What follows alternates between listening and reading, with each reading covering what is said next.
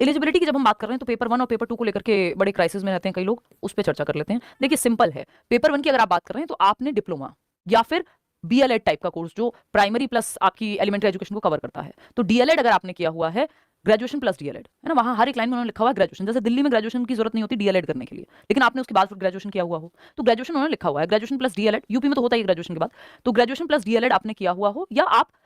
जो है डीएलएड में एडमिशन ले चुके हो। हालांकि इन्होंने अपने इस पूरे नोटिफिकेशन में लिखा हुआ है कि वही पुरानी लैंग्वेज चेपी हुई है, मतलब उसमें चेंज ही नहीं किया, इनको जरूरी नहीं लगा। नियम बदल गए, दुनिया बदल गई, एनसीटी ने नियम बदल दिए, है ना, सुप्रीम कोर्ट ने कह दिया प्राइमरी में बीएड वाले अलाउड नहीं है, ये अपना लगे पड़े अपनी पुरानी भाषा यूज कर रहे हैं ना, तो उसको सीरियस नहीं लेना है हमें, वो चेंज हो जाएगी अगर कोई उसको वो करेगा, क्वेश्चन करेगा। तो आपको मानना है कि जब दुनिया बदल गई है तो ये वैसा ही है कि मोबाइल के जमाने में नहीं आप जा रहे हैं कि आप वो पीसी क्या होता था पीसीओ में आप जा रहे हैं फोन करने, तो वो वैसी सी बात है। तो जब हम बात करें यहाँ पे इन्होंने लिखा हुआ कि अंतिम वर्ष में हो व्यक्ति अपने डीएलएड के या पास कर चुका हो या बीएड के, अंतिम वर्ष की कोई नीड नहीं होती, एनसीटी क्लियर कर चुका है ये चीज, है ना, कि आपका जो है आप अगर एडमिशन ले लिया है आपने डीएलएड में या बीएड में, आप पहले दिन में भी हैं, पहला साल छोड़ दीजिए, आप पहले दिन में भी हैं, तब भी आप एलिजिबल हैं यूपी टेट या सी टेट या किसी भी टेट एग्जाम के लिए। तो वो कोई बहुत बड़ी दिक्कत नहीं है, ये मत सोचिएगा कि सेकंड ईयर में ही भरेंगे तभी हम एलिजिबल होंगे, पता नहीं है सेकंड ईयर आते आते यूपी टेट अगले कब आए फिर, तो उस चीज का हमें ध्यान रखना है। तो एक तो ये बात ध्यान रखनी है पेपर 1 की जब हम बात कर रहे हैं,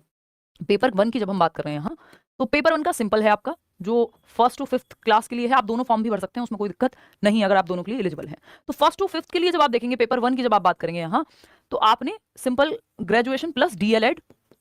डीएलएड कर रहे हो आप या कर चुके हो, ठीक है। इसके अलावा अगर हम देखें बीएड वाले प्राइमरी में एलिजिबल होते नहीं है। पेपर 2 की जब आप बात करेंगे जो कक्षा 6 से 8 के टीचर बनने के लिए है, 6th टू 8th, इसमें आप ना आपका जो है बीएड भी चलेगा,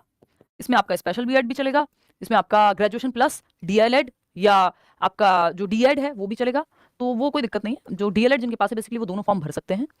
ग्रेजुएशन साथ में चाहिए चाहिए, और बीएड वाले पेपर 2 की तरफ ही जाएं, ये एकदम सिंपल है, ठीक है। सीटेट क्वालिफाइड हैं तो कोई दिक्कत नहीं है, सुपर टेट आप दे पाएंगे, सीटेट को अलाउ किया जाता है उत्तर प्रदेश में या ज्यादातर राज्यों में, ठीक। कल को कोई नियम बदल जाए बात अलग है, बट उसमें कोई दिक्कत नहीं अगर आपने सीटेट कर लिया है तो। बात करते हैं। अब देखिए इसमें इन्होंने दो बड़े महत्वपूर्ण झोल दे दिए, वो दोनों महत्वपूर्ण झोल कौन कौन से जरा एक एक करके बात कर लेते हैं। देखिए अगर आप लोग फर्स्ट टू फिफ्थ वाले हो चाहे 6 टू 8 वाले हो, अगर फर्स्ट टू फिफ्थ वाले हो तो भाई आप लोगों ने अपना डीएलएड किया हो, यानी कि जो आप लोगों ने बीटीसी किया हो, और उसके साथ में इन्होंने एक लाइन जोड़ दी कि भाई कोई सा भी आपका डिप्लोमा हो, वो अंतिम वर्ष में शामिल होने वाले जो कैंडिडेट है जिसका कंप्लीट हो गया उसको तो कोई दिक्कत नहीं है, जो अपेयरिंग वाले कैंडिडेट है वो अंतिम वर्ष में यहाँ पर होना चाहिए। देखिए भाई एनसीटी का क्लियर यहाँ पर गैजेट है, क्लियर गाइडलाइंस है कि कोई भी कैंडिडेट टीचिंग ट्रेनिंग कोर्स के दौरान यानी कि अपने कॉलेज में एडमिशन भी ले लेता है तब से वो पात्र हो जाता है किसी भी सीटेट या टेट को यहाँ पर देने के लिए। तो ये जो लाइन जोड़ी है ना अंतिम वर्ष, ये बेफालतू की लाइन है, इससे कुछ नहीं होने वाला। आपने अगर अपने कॉलेज में एडमिशन भी ले लिया, आप 100% यहाँ पर वैलिड माने जाओगे, तो उसके लिए आप लोग यहाँ पर बेफिक्र रहना, ठीक है। तो इस ये वाली बात कुछ नहीं है। अगर फर्स्ट टू फिफ्थ आपका तो आपका डिप्लोमा आपके पास होना चाहिए, लाइक डीएलएड या बीटी से आपके पास होना चाहिए। और अगर आपका 6 टू 8 है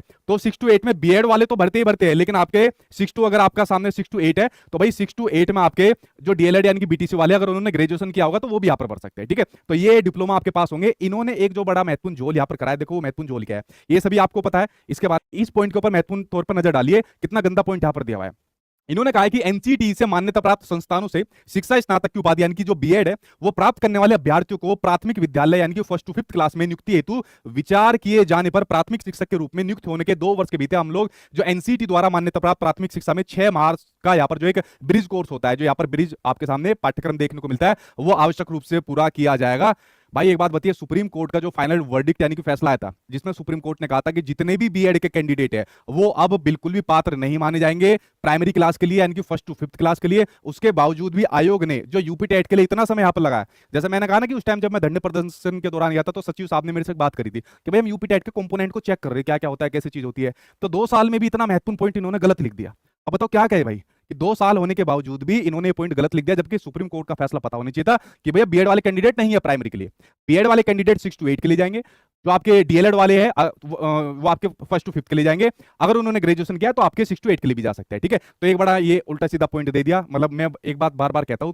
यूपी के अंदर कोई भर्ती आ जाए चाहे फलाना क्वेश्चन भी आ जाए, जब तक कोर्ट का मुंह नहीं देखता जब तक इनको मजा ही नहीं आता, ठीक है। अब क्या ही कह रहे हैं इसके बारे में, देखिए वैसा होना जाना कुछ नहीं है क्योंकि सीधा सुप्रीम कोर्ट का फैसला है, कुछ नहीं होना इसके ऊपर। तो अपेयरिंग वाले भाई आप लोग बेझिझक होकर फॉर्म भर देना, जिसकी अपना डीएलएड बीएटीसी बीएड कंप्लीट है वो यहाँ पर फॉर्म भर देना, ठीक है। अगला यहाँ पर पॉइंट आप